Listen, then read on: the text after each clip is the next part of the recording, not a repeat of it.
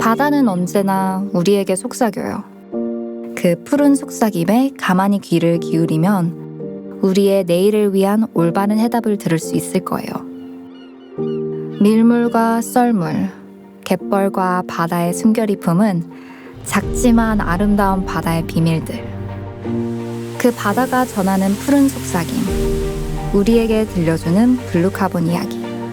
저와 함께 귀 기울여 볼래요?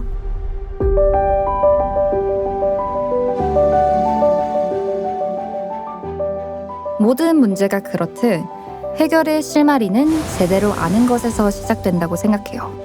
그래서 저는 요즘 기후위기에 대한 소식을 들을 때마다 지구와 자연에 대해 좀 더 깊이 알고 싶어졌어요. 교수님! 이런 제가 블루카본 사업단이라는 멋진 연구자들을 만나게 된 건 정말 큰 행운이었어요. 인증 받는 시기가 안녕하세요. 서울대학교 블루카본 사업단 단장을 맡고 있는 김종성 교수입니다.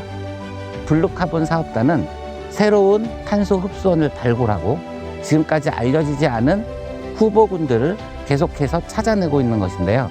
이런 노력을 통해서 저희들은 최근에 갯벌이 탄소 흡수로서 매우 중요하다는 사실을 밝히게 됐습니다. 블루카본이란 해양 생태계가 흡수하고 저장한 탄소라는 뜻이에요. 그 양은 육지에서 나무가 흡수한 그린카본과 비슷하지만 탄소 흡수 속도는 블루카본이 최대 50배나 빠르다고 해요. 게다가 지구 최대의 그린카본을 지닌 아마존 밀림이 계속해서 줄어드는 현실 때문에 블루카본으로 전 세계의 시선이 쏠리게 된 거죠. 전 세계는 지금 기후변화에 대응하기 위해서 넷제로를 달성하고자 하는 2050년 목표를 세웠습니다. 비식생 갯벌의 탄소 흡수 메커니즘이 우리 연구진에서 밝혀지고 전 세계가 또 갯벌에 대한 중요성과 가치에 대해서 인식하게 되면서부터 비식생 갯벌의 블루카본으로서의 논의가 매우 활발해졌고요. 과거에 인정받고 있는 맹그로브 염습지 잘피림에 추가적으로 포함해야 된다는 의견이 나왔습니다. 블루카본 연구단이 밝혀낸 갯벌의 비밀이 이제 전 세계 기후위기의 해답으로 인정받을 때가 됐으니까요. 갯벌에는 다양한 식물 생태계가 있습니다. 눈에 보이지 않지만 갯벌의 표층에는 아주 작은 미세 조류가 있고요. 이 수많은 미세 조류는 매일매일 강합성을 하면서 아주 방대한 양의 이산화탄소를 흡수한다는 사실이죠. 근데 이 이산화탄소는 일정 기간이 지나면서 사체로 이 퇴적물에 격리가 되고요. 격리된 이산화탄소는 다시 대기 중으로 방출되지 않기 때문에 아주 장기간 동안 이 갯벌에서 이산화탄소가 고정되는 효과를 가지게 되는 것입니다. 결국 새로운 블루카본인 갯벌의 가치를 인증받는 건 글로벌 기후위기에 대비하는 것은 물론 경제 가치도 높이는 일석이조인 셈이죠. 지금 현재 2,500제곱킬로미터의 서남해에 걸친 갯벌이 연간 약 18조 원 이상의 서비스를 제공한다는 사실이 밝혀졌고요. 이 서비스 안에는 갯벌의 오염 저감 능력, 갯벌의 자연재해 방지 기능, 그리고 갯벌이 주는 다양한 문화적 서비스가 포함되어 있습니다. 그래서 저는 IPCC의 인증을 받기 위한 국가적 노력과 블루카본에 대한 국민적 관심이 더욱 중요해졌다고 생각해요.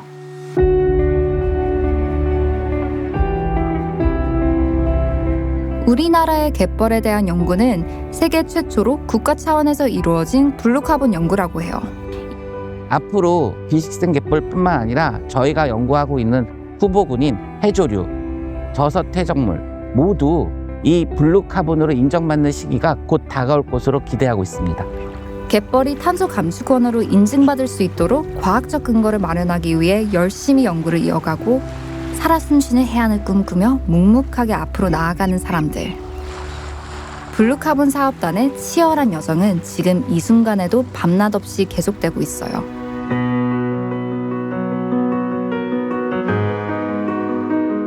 갯벌의 탄소 흡수 효과를 규명하는 일은 결코 쉽지 않았어요.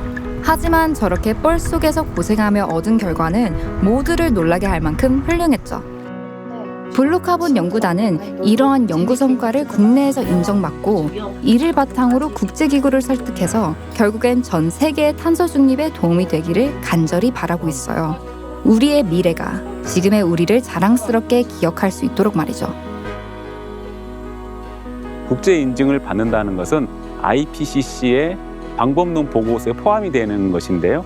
2027년 또는 8년에 발간 예정인 IPCC 방법론 보고서의 후보군으로 지금 등재가 되어 있고요. IPCC 총회에서 결정하는 거는 방법론 보고서를 만듭니다라고 하는 거고요. 그러면 구체적으로 그 다음부터는 전문가들이 참여를 해서 매뉴얼 만드는 작업을 하는데, 우리가 만든 방법론 보고서를 IPCC 방법론 보고서에 포함을 시키면 우리의 만든 방법론이 표준이 되는 겁니다. 그렇게 되면은 이제 우리 방법론을 따라야 되기 때문에 협력할 수 있는 계기도 만들 수 있지 않을까 생각이 듭니다.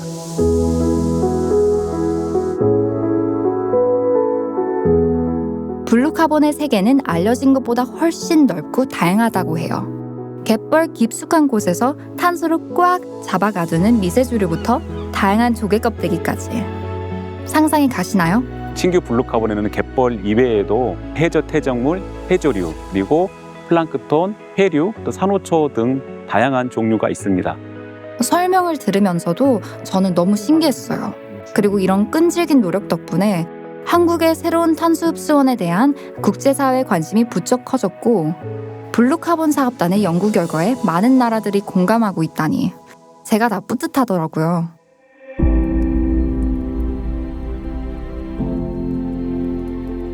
콘크리트로 만든 인공제방 대신 우리가 흔히 보는 조개 껍데기 등을 이용해서 복원한 친환경 해안을 살아 숨쉬는 해안이라고 하는 걸 아시나요? 첫 번째로는 그린 리빙이라고 저희가 말을 할 수가 있습니다.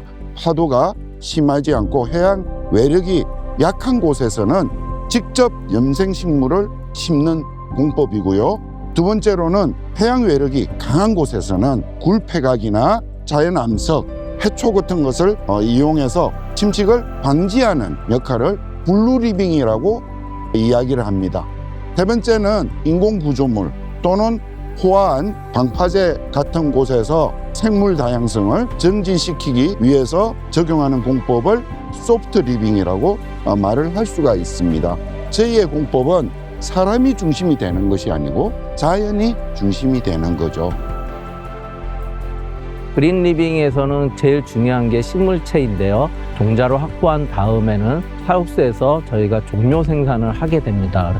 식물체의 온도나 빛 조건들을 맞춰서 그렇게 해서 만들어진 종자나 종묘를 가지고 현장에 그린 리빙을 조성하게 되는데요. 현장에 있는 식물체를 활용하는 게 가장 중요합니다. 하지만 여의치 않을 때는 생산된 종자나 종묘를 가지고 이식을 하게 됩니다.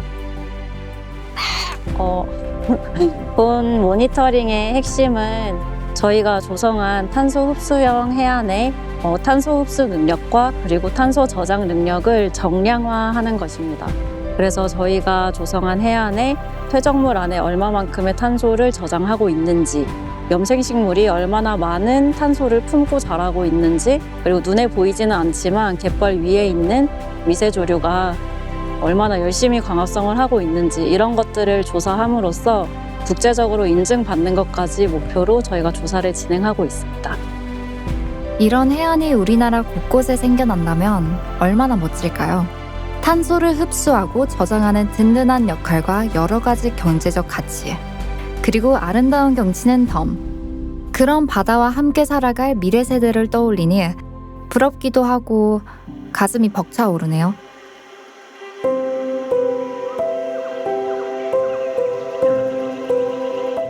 블루카본의 소중한 연구 결과를 현실에 제대로 적용하고 효과적으로 관리하기 위해서 우리가 더 준비해야 할 건 무엇일까요?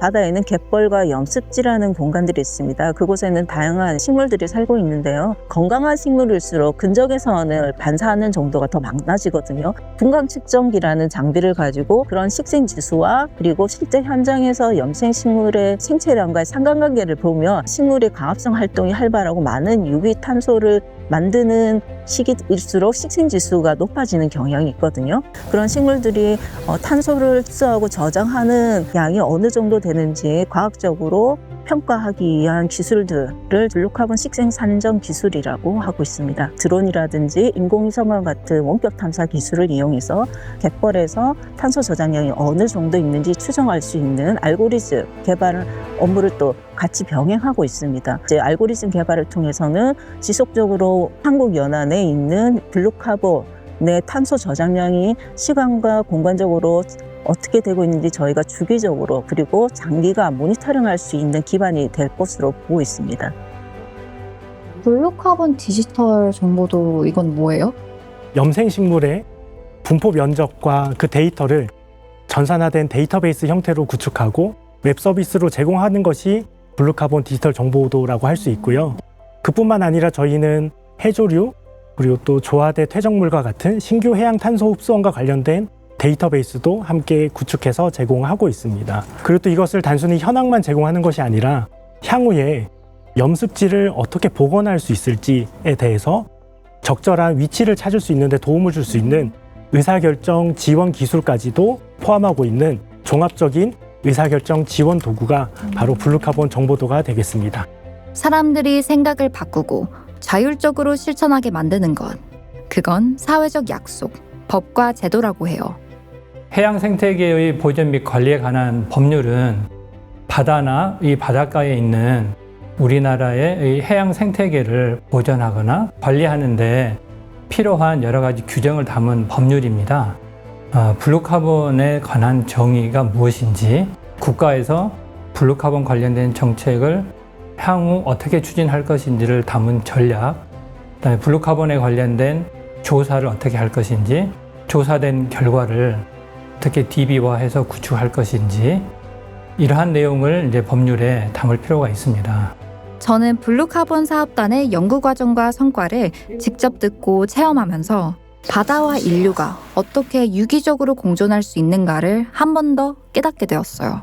그리고 우리 모두가 블루카본에 대한 관심을 기울이며 지켜나가는 일이 더 나은 미래를 만드는 첫 걸음이라는 사실도 말이죠. 바다는 오늘도 조용히 자신의 균형을 지키고 있어요.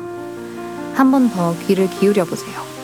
이토록 아름다운 자연의 지혜와 열정적인 인간의 과학이 함께 위기를 이겨내고 더 나은 내일을 만들어 나가는 이야기에 미래를 살아갈 아이들에게 온전한 지구를 돌려주겠다는 무한한 가능성에 대한 약속들. 그 소리가 들리시나요?